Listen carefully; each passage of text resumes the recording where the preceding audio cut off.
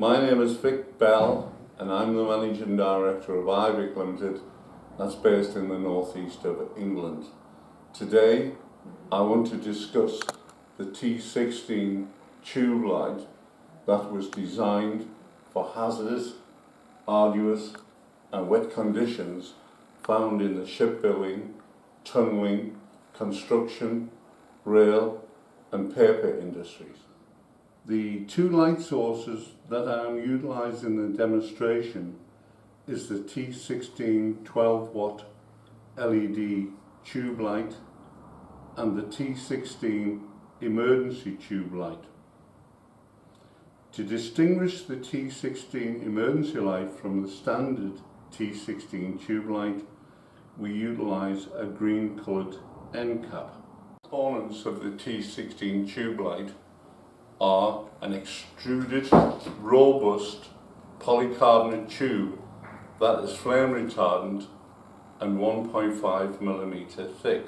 Stainless steel rings are fitted to the ends of the tube to prevent the polycarbonate tube from cracking if excessive pressure is exerted on the ends when it is assembled.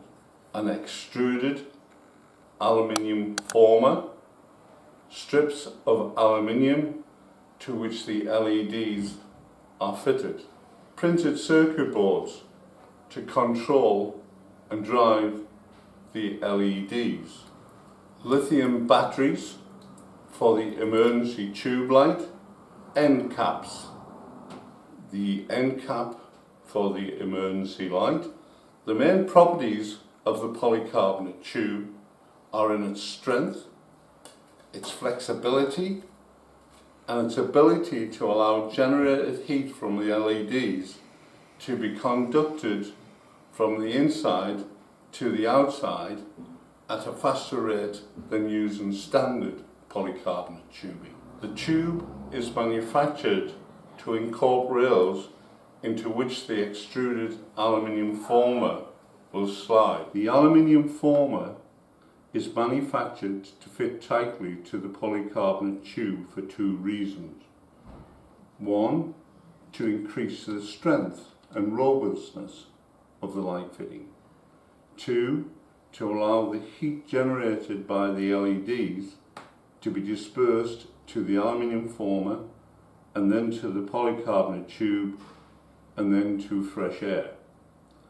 This heat dissipation increases the longevity of the LEDs and therefore the life of the light tube. The aluminium former is designed to house the LED strips, the constant current driver and the terminal connections. The light output of the T16 tube light is 12 watts in standard mode and 4.5 watts in an emergency mode. The normal lumen output of the LEDs are 130 lumens per watt, but because the polycarbonate tube is opaque coloured, the lumen output is reduced to 90 lumens per watt. When the tube light is adapted as an emergency light, the aluminium former also houses the battery charger printed circuit board, indicator lights and lithium batteries. A magnetic reed switch is also incorporated to allow the batteries to be switched off for storage when the lamp is not in use. The end caps are designed to position the aluminium former in the polycarbonate tube and to fit onto the end of the polycarbonate tube to provide waterproof integrity of IP68.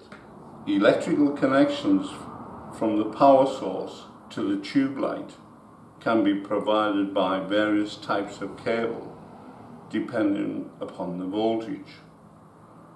Purple coloured Arctic grade cable for voltages up to 50 volts DC, yellow coloured Arctic grade cable for 110 volts AC, blue coloured cable for 240 volts AC, black HO7 oil resistant cable for harsh environments, SY cable for arduous environments.